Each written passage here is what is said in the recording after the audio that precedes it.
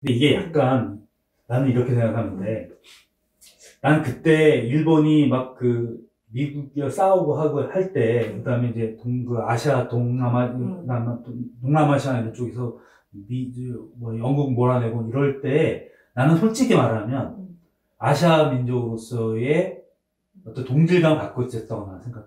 그게 있었다고 봐. 이게 우리도 이제 일정 정도 먹히는 거죠. 그러니까 프로파간다가 먹혔다고 봐. 왜냐면 뭐 서양 애들 아무것도 아니네. 우리 이기네니까 같은 아시아잖아. 그러니까 뭔가 자랑스럽고. 그렇죠. 네. 그럼 뭐 예를 들어서 그런 거죠. 올림픽에 나가면은 육상, 수영 이런 건 다 서양 사람들이 다 독차지하는데 일본 선수가 나가서 금메달 땄어. 그럼 괜히 동양 사람도 뭔가 좀 오히려 이쪽 흔들어주고 싶은 그런 심리라는 건 있다고 봐요. 그러니까 나는 이 정도의 친일이 나오면 이건 사실은 이 생각 자체가 이게 뭐 강요로 되어진 거나 아니면 난 하지 말아야 되는데 이거라기보다는 그런 쪽으로 갔을 수도 있다고 봐요. 그리고 그때 이 대동아라고 하는 이 대동아시아라고 대아시아 뭐 이런 것이 상당히 그 일본 애들이 잘 전달하거나 했던 것 같긴 해요. 그러니까 있을 수 있다고 봐요. 네. 있을 수 있다고 보는데 어쨌든 뭐 내가 알지 못하고 저지른 것도 해방이 되고 나서 잘못됐구나, 이게 내가 한 게 잘못됐구나 라고 했으면 거기에 대한 반성이나 이런 것들이 있어야 사실 용서가 되는 거예요. 그렇죠. 오해가 없는 거는 왜냐면 그러면은 이 이후에 애국가라던가 이런 걸 만들지 말았어야죠. 부끄러움을 알았더라면. 근데 마치 약간 이 회사를 다니다가 저 회사를 갈아타서 그냥 이렇게 충성하는 그런 느낌으로밖에 안 들어요. 근데 글쎄 너무나 적확한 표현이죠. 회사원이야 이 사람들은. 네, 그냥 자기 주인의식 없어. 애국심이라고는 1도 없고 그냥 일본이라는 회사를 다니다가 대한민국이라는 회사가 되면서 다시 여기서도 찬양하는 걸 만들고. 네. 제가 그 퀴즈 하나 낼까요? 꽃마차라는 노래 아세요? 뭔데요? 안민수 노래? 불러보세요. 아니 나는 뭐 이분 멤버인데 뭐 워낙 유명한 노래니까. 노래하자 꽃송이 그거 맞죠? 그 비슷한 것 같은데. 예. 볼을 저는 옵니다. 울고 넘는 박달, 이건 뭐 나중에 이제 이후에 쓴 거지만, 울고 넘는 박달재, 단정의 메아리 고개, 산유화, 무너진 사랑탑. 남인수예요, 남인수. 남인수. 근데 이제 부른 사람이 아니고 작사가. 작사가? 아빠의 청춘, 소양강 처녀. 누구 생각나는 사람이 있어요? 작사가? 반야월이라고. 예. 반야월이라는 이름으로 작사를 대중가요, 웬만한 거는 다 이 사람이 작사를 했고, 또, 본인이 직접 가수로도 활동을 했더라고요. 진박남이라는 이름으로 활동했는데, 이분이 굉장히 오래 살았어요. 반야월 나도 들어봤어요. 또 어떤 건국 가요를 썼냐면, 이분이 건국가요도 몇 개 썼고, 또 5.16 군사 쿠데타 찬양가도 썼고, 그러니까. 이런 자들은 그 태생이 그러니까 거의 회사를 바꾸면 바로 사장한테 붙는 거야. 이분 2012년 8년, 94세 돌아가셨는데, 춘천에서 또 대표적으로 소양강 처녀고, 우리 소양강 처녀상 거기에 보면 이렇게, 12처럼 가사에 있잖아요. 반야월이 나와요. 근데 반야월 검색했는데 친일을 했다는 얘기는 전혀 안 나오네요. 가수로 소년초, 조국의 아들, 결전 태평양, 1억 청진군 이런 군국가요 가사에 참여한 경력이 있고, 이거 반야월 씨는 막판에 본인이 다 인정을 했다고 해요. 근데 이제 우리가 이제 특히 춘천에서도 이 반야월이 소양강 처녀가 마치 춘천에 또 대표적인 노래처럼 이렇게 돼 있는데, 이 반야월 씨가 친일 군국가요를 이렇게 작사하고 불렀다는 것에 대해서는 잘 모르잖아요. 네. 나는 또 반야월이 그건 좀 처음 들었네. 그러니까 뭐, 이렇게 따져보면은 이제 우리 돌아가신 큰아버지가 좋아하시는 그 남인수의 감격지대, 이게 그거라는 거야. 뭐 푸른다, 뭐, 이런 노래인데, 이게 일제시대를 찬양하는 노래래요, 그게. 그래서 그게 김영삼 정부 때인가요? 언제 잘못해서 그걸 틀었어요. 그래서 한번 논란이 된 적이 있어요. 그리고 뭔가 그래도 문화예술의 역할이라는 게, 이거는 전 제가 듣기로 나리나리 대나리 같은 경우는 이게 일본 순사들을 약간 비아냥거리는 그 동요로 알고 있거든요. 아, 그래요? 그렇게 불려지다가, 그러니까 그런 약간 역설이라든가 뭔가 이렇게 문학적으로 좀 할 수 있는 것들이 있었을 텐데, 이렇게 되게 뭔가 문학적인 그런 게 없는 노골적인 찬양이 좀 안타깝네요. 그래서 뭐 아까도 말씀드렸지만 우리가 국어교과서에서 본 그런 정말 많이 알려진 작가들이 대부분 친일파였다는 거. 근데 사실 그래요. 그러니까 친일하지 않은 작가들, 훌륭한 작가들도 많은데 네. 또 교과서엔 그런 사람들은 글을 하나도 안 실었어. 왜? 또 이분들은 거의 사회주의적 성향을 가지고 있었다고 해서 그분들은 안 하고 전부 친일 작가를 쓰고, 또 우리가 음악 시간에 배운 노래, 동요, 네. 또 그런 가곡, 이런 노래들이 또 거의 다 친일파들이. 그러니까 실제로 이제 그 문학에서 이렇게 됐잖아요. 그러니까, 문학에서 이제 이렇게 그 친일파가 많았고, 문제가 됐잖아요. 그러니까 그때 김동리가 친일에 가담을 안 했대요. 그래서 김동리가 소위 민족문학 진영의 좌장이 된 거예요. 그러니까 이 사람은 죄가 없는 거야. 그러니까 공산주의 다 날려. 그래서 날리고, 그래서 그가 소위 말하는 이제 한국 문단의 태산북두가 된 거예요. 그래서 그렇게 돼서 우리가 특정한 정치 지향을 가진 사람, 그러니까 지금 보면은 여기 이자들이 특징이 뭐냐면, 그렇게 40년대 막 친일하잖아? 그러면 이제 딱 해방된 이후에 뭘 하냐면, 그 전생에 관한 이야기, 뭐, 이런 식으로, 뭐, 전선야곡, 이렇게 해서 한국전쟁의 시기에 딱 갈아타서 반공주의자를 갈아타는 거예요. 딱 신문 세탁을 해. 그러니까 그 전에 있었던 거 다 묻히고, 그것만 얘기하는 거예요. 그러니까 되게 아마 작품 활동도 다 그 친일 이전에 또 30년대 문학은 다 날리고, 그러니까 우리가 우리나라 문학이 되게 30년, 40년대 문학이 없어. 파서 던져야 돼. 왜냐면 뭐 내놓을 게 있어야지. 그러니까 그렇게 되다 보니까 어떤 특정한 시기는 아마 블랭크가 돼 있을 거예요. 우리가. 근데 이제 그분들이 또 해방 이후에 많은 학교들이 생기는데 네. 그 학교들의 교과들을 또 많이 지었다는 거예요.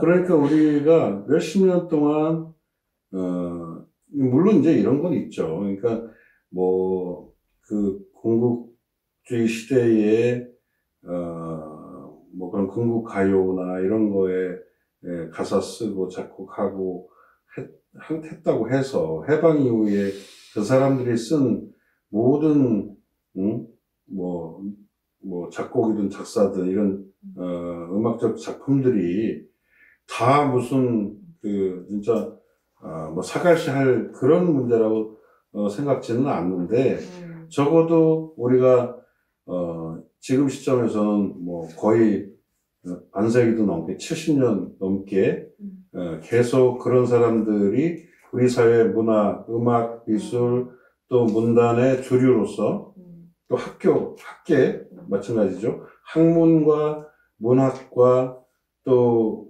온갖 예술 분야의 주류로서 몇십 년 동안 이 사회를 말하자면 장악해 왔다는 거죠. 이게 문제라는 거지. 개개인에 있어서의 어떤 그런 부분들이 뭐 다. 그쵸. 이분들 열심히 먹고 살려고 애쓰셨던 것 같아요.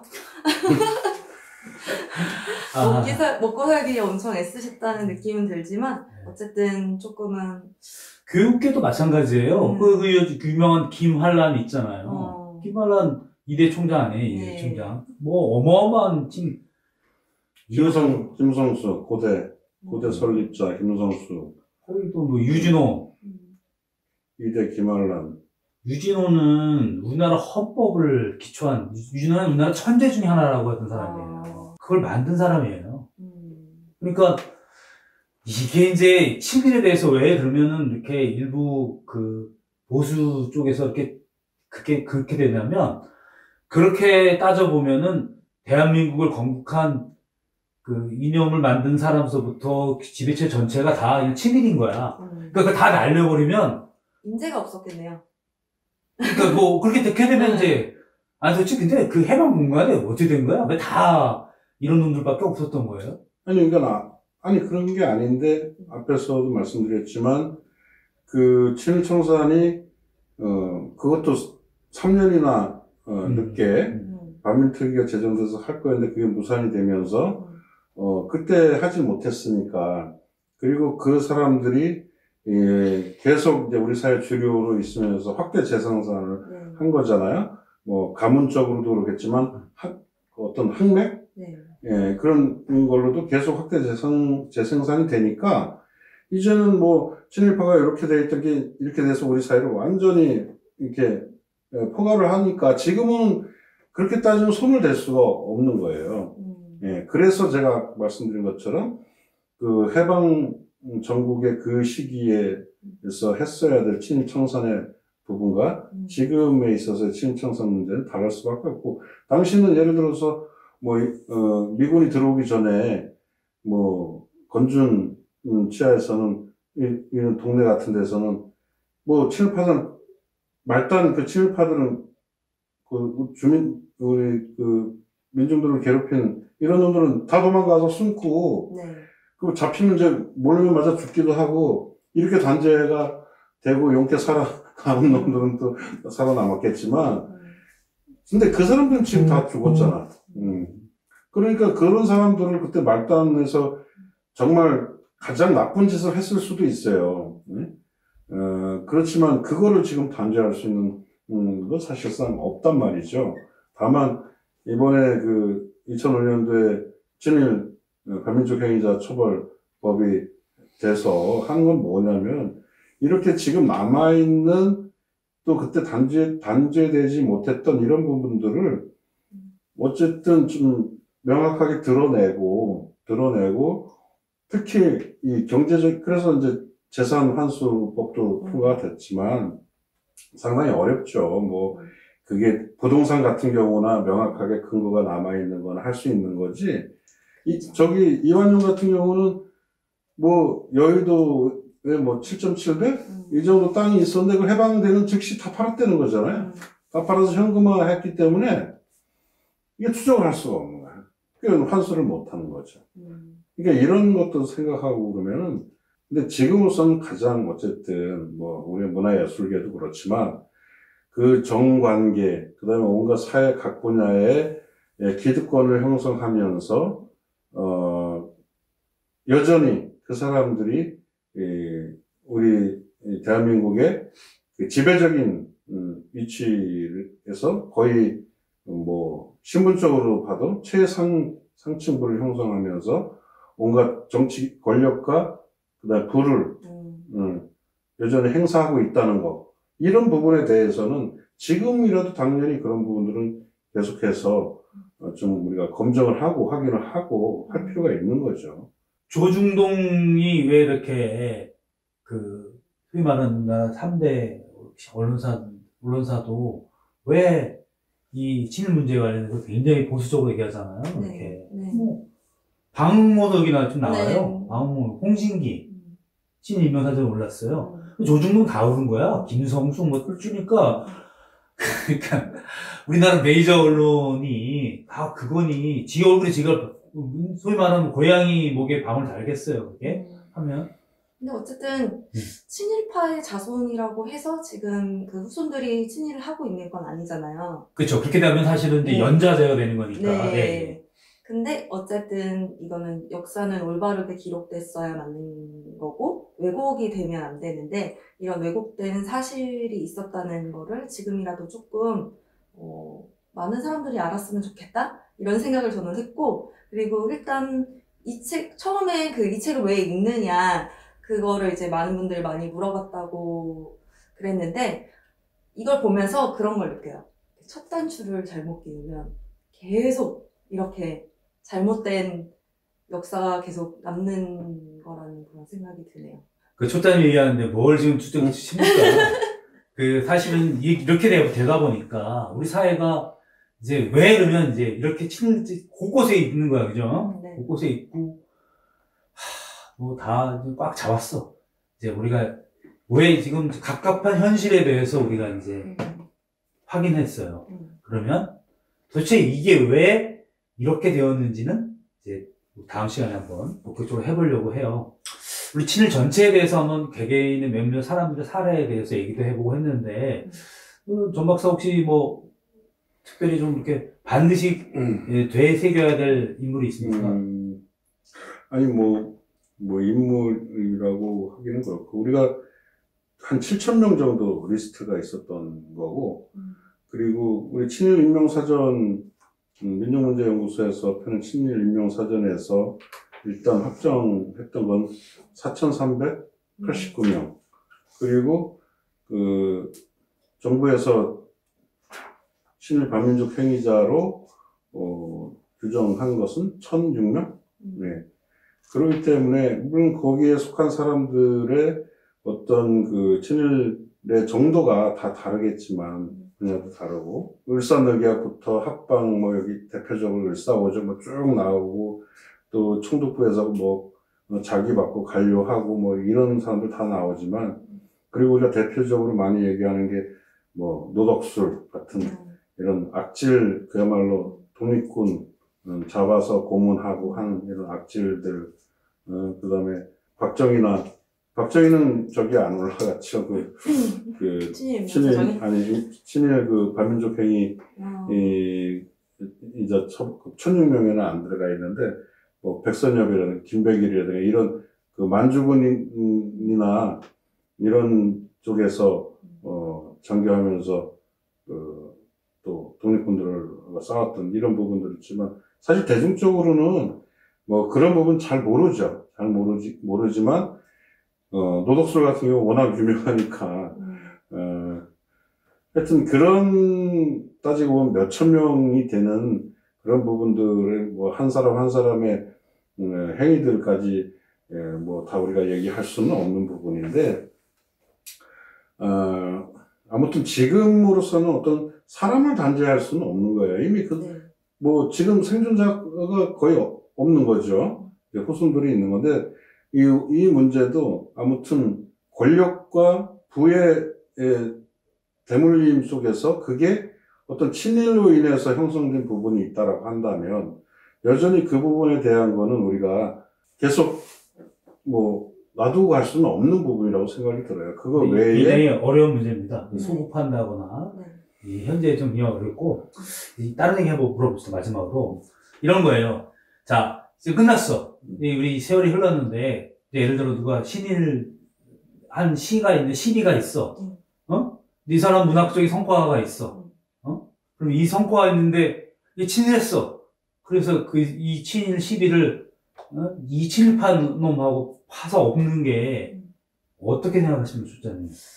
저는 파서 없애는 거는 아닌 것 같아요. 친일파가 되자고? 아니요, 그런 건 아니지만, 어쨌든 공과 사가 있고, 모든 게 이제 사람이니까 실수도 할 수 있고, 물론 그렇죠. 화가 나는 뭐 그런 일들이 많이 있지만, 그냥 그 사람에 대해서 제대로 기록이 되는 게 저는 그게 맞지 않을까?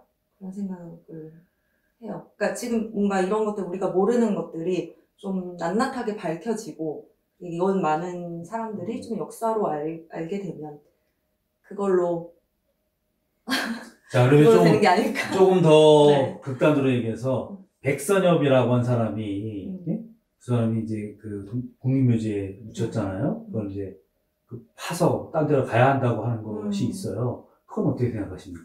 이제 만주군 출신으로 독립군을, 이제 이 사람은 나중에 자세하면 알지만, 이 사람은 만주군 출신으로 독립군을 토벌하는데 앞장섰다는 것을 얘기 듣고 있고요.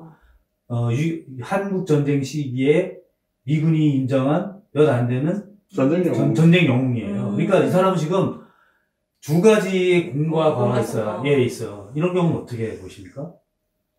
그래도 저는 그걸 또 파헤쳐서 그런 건 아닌 것 같아요.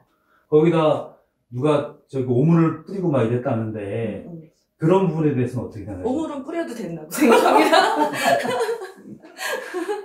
이게 왜 그래? 이게 굉장히 이제 논쟁입니다. 그러니까 백선엽을 예를 들면 그 만주군을 토벌했던 것은 명확한 것 같아요. 그게 뭐 독립군을 토벌하려고 했든지 어떻게 변명을 여러 가지 있던데 어찌됐든 근데 그가 한국전쟁이라는 전쟁에서 전쟁 영웅이었던 건 사실이에요. 미군이 인정한 전쟁 영웅이더라고요. 이런 경우에 되면 우리 한국 사회의 딜레마가 올 것 같아요. 예. 그러니까 반민특위에서 처단을 했어야지. 그걸 왜 여태까지 끌고 와서 한국전쟁까지 치르게 만드냐. 그럼, 네, 그죠? 이게 저의 얘기는 뭐냐면. 저는 네. 뭐, 그게 이제 무수히 많은 케이스가 있을 텐데, 예를 들어서, 유공자로 돼서 훈장도 받고 뭐 여러 가지 있지만, 현충원에, 명확하게 친일을 했는데 현충원에 묻힌다? 저는 뭐, 그거는 결격이라고 봐요. 예. 그러니까, 뭐, 아까 얘기 나온 12라든가, 지금 얘기하면은, 뭐, 사실 애국가도 바꾸자는 얘기도 나오잖아요. 나오고, 뭐, 그럼 돈도 다 바꿔야 돼. 이거, 예, 이게 집회 다 바꾸면 4,700억인데요. 4,700억. 근데 이렇게까지 우리가 해야 되느냐. 뭐, 그렇게 따지면은, 뭐, 정말, 온 나라를 그런 거 하나하나 따지면, 이게 뭐 몇 년 걸려도 할 수가 없는 일들이에요. 그러니까 우리가 거기서, 결국은 뭐, 천천히 해야 될 부분들도 있겠지만, 즉시에 할 부분들도 있고, 그런데 뭐 저는 그런 백선엽 같은 경우가, 국립묘지에 묻히는 거는 좀 잘못됐다고 봐요. 그러면 파야 되나요? 근데 애초에 이미 죽기 전에 논란이 됐는데, 기어코 거기다가 한 장을 하는 바람에. 죽기 전부터 논란이 그럼요, 있었군요. 네. 그러니까 그렇게 되면 좀 문제가 있다고 생각하는 게, 만약에 그런 분들이 좀 지금 현충원에 묻혀 박정희도 있다면, 거기 있잖아요. 네, 묻혀 있다면 그분의 공은 거기에 이렇게 기리고 있잖아요. 과도 같이 이렇게 기록하면 어떨까? 그래서 그런 부분에 대한 어떤 담론이 사실 필요한 거지. 이걸 가지고 뭐 싸우고 뭐 이런 게 능사는 아닌 것 같고, 아까 12 얘기했지만, 그러면 그 12 옆에 그 사람이 이런 행적이 있었다라는 것들을 해줄 필요가 있어요. 그래서 기록을 하고 비난을 받는 거는 그의 몫인 거죠. 그럼 또 12는 그렇다고 치면 동상은 또 어때요? 동상도 밑에 설명이 있잖아요. 다르잖아. 동상이 있는 거고 또 12만 있는 거하고 또 다르잖아요. 그렇죠. 시는 그냥 그 시 자체로 있는 거지만, 그 시를 쓴 사람이 뭐 그런 행적이 있는 거지만, 근데 동상 자체는 그 사람에 대한 어떤 걸 기리는 거잖아요. 그래서 참 이런 부분들이 좀 어려운 부분이 있는 거죠. 어쨌든 동상이 생겨질 무렵에는 그분을 뭔가 이렇게 기리고 싶고 이걸 만들고자 하는 그 시대적 배경이 있었던 것도 분명히 있었을 테고. 아니, 그러니까 이화여대에서도 이화여대 학생들이 그 김한란 동상을 철거하자는 운동을 했는데, 학교 측에서 이제 미온적으로 나오는 거고, 그렇다고 이걸 법적으로 뭐 강제할 수 있는 것도 아니고 이렇단 말이죠. 그렇죠. 네. 그런데 정말 김한란은 그 중에서도 보면 여기 우리 해전사에도 나오지만 모든 곳에 이름이 다 들어가 있어요. 그리고 이승만 해방되고 나서 이승만한테 찰싹 붙어가지고 그렇게 한 거거든요. 그러니까 이대 입장에서 보면은 정말 그런 사람, 이대의 어떤 상징 같은 인물로 받들어 온 거잖아요, 여태까지. 그러니까 이런 부분들에 대한 거는 미운 쪽으로 저는 할 수 없다고 봐요. 이렇게 굉장히, 그러니까 어떤 중요도나 이런 거에 따라서 저는 조금 다를 수 있다. 모든 뭐 시비를 다 무너뜨리고 뭐 당장 돈 다 바꾸고 뭐 이렇게 할 수는 없는 거잖아요. 뭐 우리 뭐 교가 동료 뭐 다 이런 것도 마찬가지지만 우리가 첫 단추를 열어 맺으니까 이 난장판이 된 거죠. 그렇죠. 자, 그러면은 오늘 친일에 대한 내용을 좀 해봤고 이제 다음 시간에 그 난장의 공간에 가서 도대체 왜 그렇게 그걸 해결하지 못했는지에 대해서 이승만을 잘 걸자면 실고예요. 네, 뭐 이승만을 씹든지 어찌됐든 그걸 한번 보고 왜 그러면 반민 못했냐. 저는 일단 뭐 이렇게 다음 시간에 네. 하기로 하고 진짜 어려운 것 같아요. 이 친일은 왜 어려워졌냐면 그걸 못했기 때문에 이걸 건드리려고 보니까 이게 얽히고 설켜서 너무 복잡한 거야. 나 욕했는데 우리 또 증조 할아버지가 그럴 수도 일 수 있는 거예요. 우리 예전에 누구 그 국회의원 있었잖아. 네. 그랬더니 아버지가 동장이었다잖아. 그러니까 이게 한두 끝도 없는 상황이 된 거예요. 그러니까 다시 단추를 풀기에는 좀 너무 멀리 와서 이게 다 바꾸기에는 또 소모적인 것 같아요. 그러니까 그 일본 애들이 그리고 이런 것들을 정파적으로 이용했던 거예요. 네. 뭐 정통성이 없는 정부들이 반일을 얘기해.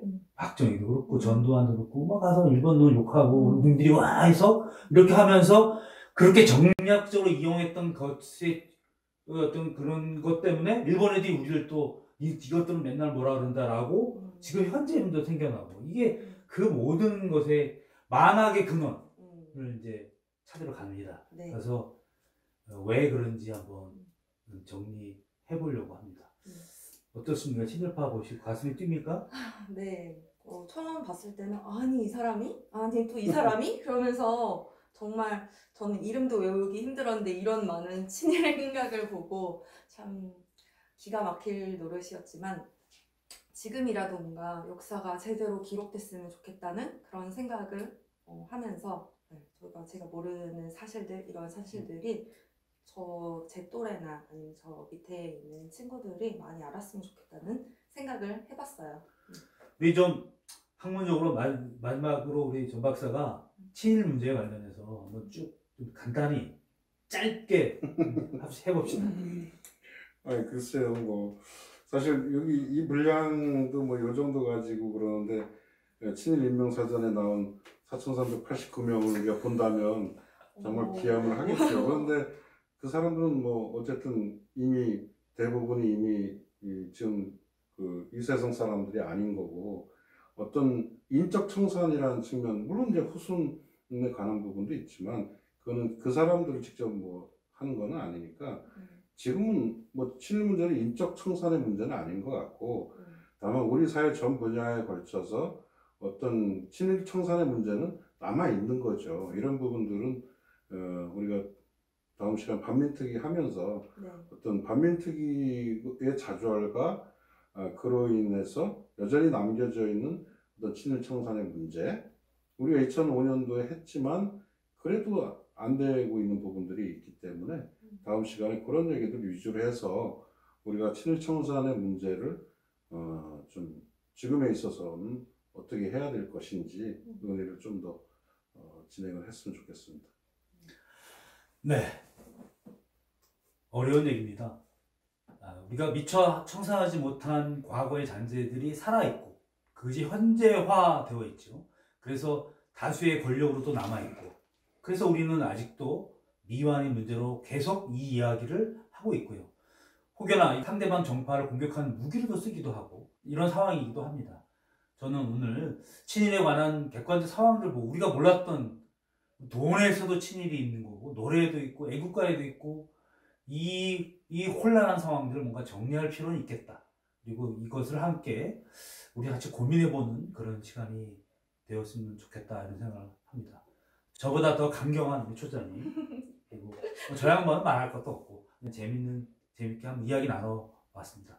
저희 골방 세미나가 좋으셨다면 좋아요, 구독을 꼭 부탁드리겠습니다. 여러분 다음 시간에 또 뵙도록 하겠습니다. 여러분 안녕히 계세요.